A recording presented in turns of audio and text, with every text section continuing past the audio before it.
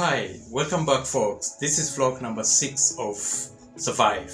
And just before I forget, let me welcome our new subscribers. I just noticed there are many who are taking interest in these events. Welcome on board.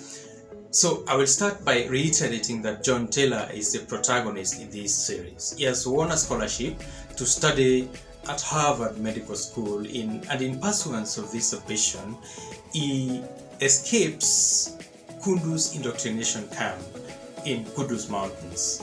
Now, we see him aboard an aircraft headed for the United States of America, but in unforeseen circumstances beyond his ESP abilities, or rather extrasensory perception abilities. You all remember that John Taylor is clairvoyant. So beyond his ESP abilities, there are indeed men who've hijacked this plane, and so he undertakes to foil this plan by tampering with the communication radar, and that way there is little or basically no communication between these terrorists, and just maybe that will give him an edge in his plans to counter their plans of diverting this flight to Moscow, Russia.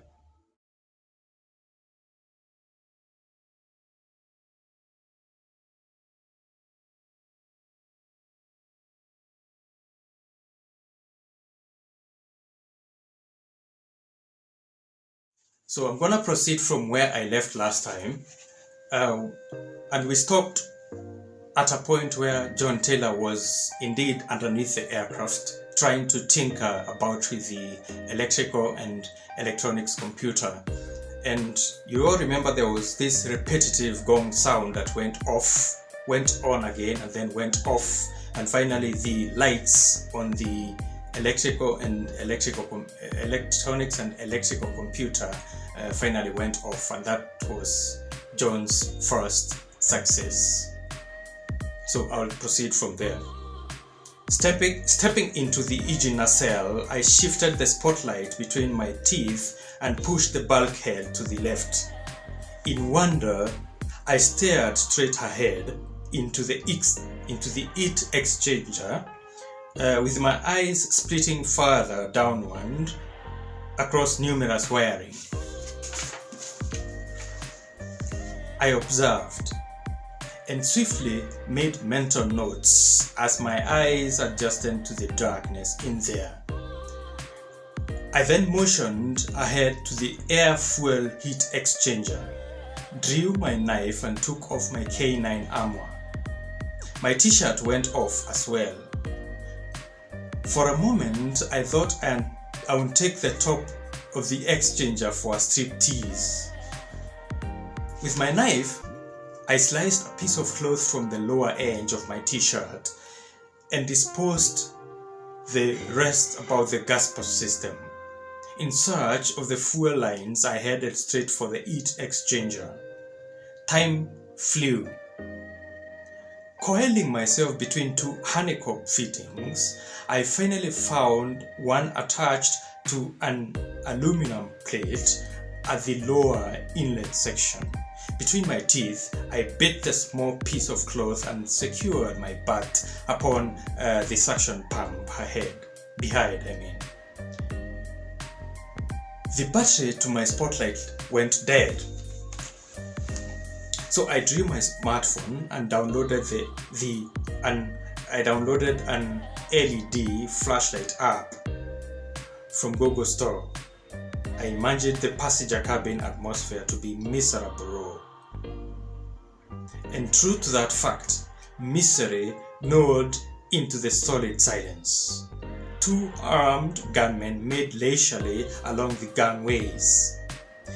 One walked rearwards, the other towards the front.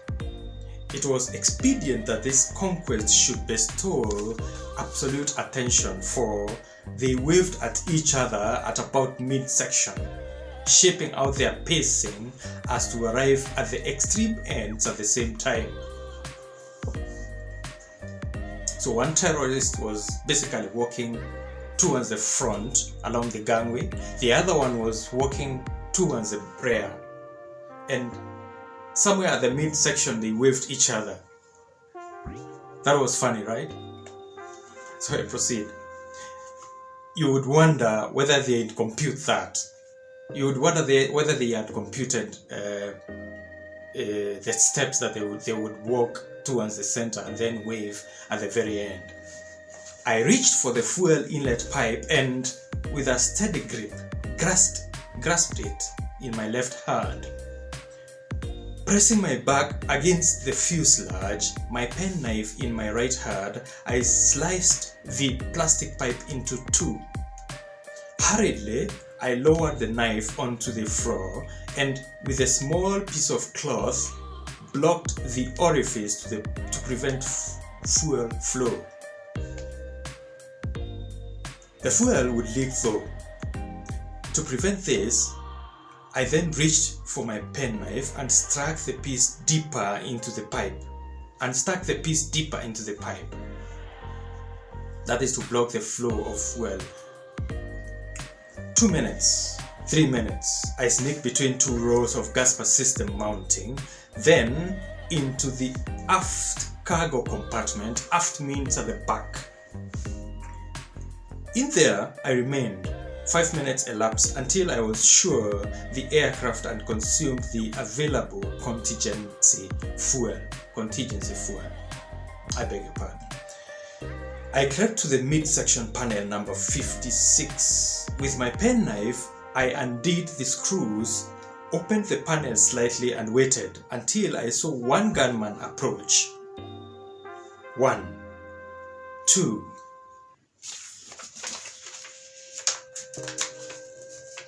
3.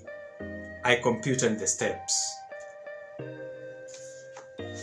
On his fourth, I pulled open the entire panel, that is the access panel to the electrical bay, and then shouted, "Got you!" The man lost his balance. I grabbed him by the feet. You remember, I'm still underneath, so when I pulled off the panel open, the man fell underneath, so I grabbed him by the feet and wrung him underneath. I tramped at his neck, kicked the gun off his hand and quickly slammed the panel shut. I turned him around and with my knee on his neck severed his spine. One down, no alarm, not yet.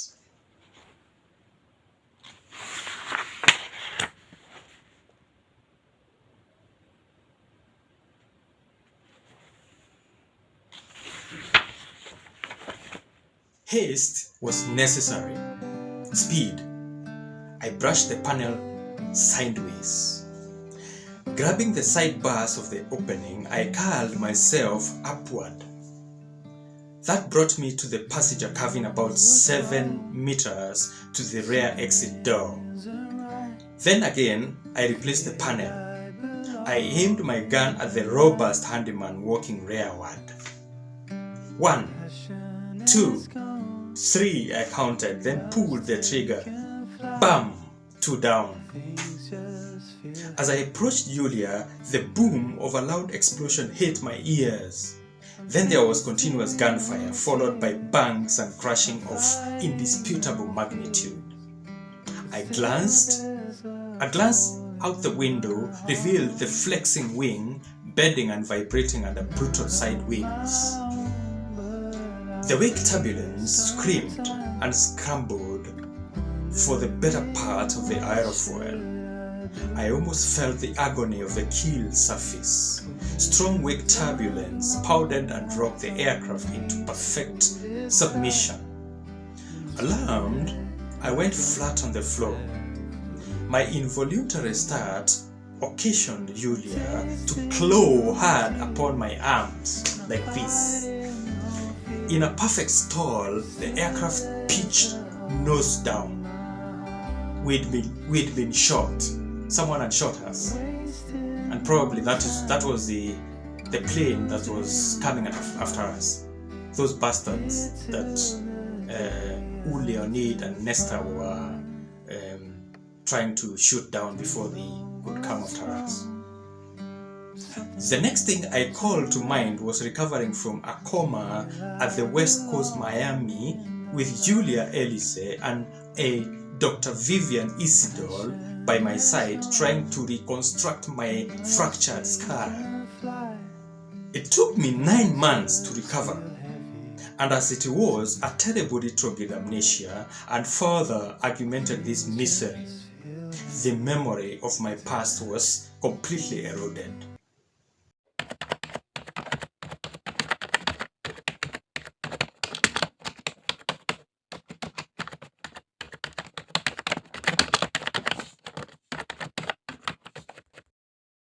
So that marks the end of my today's vlog.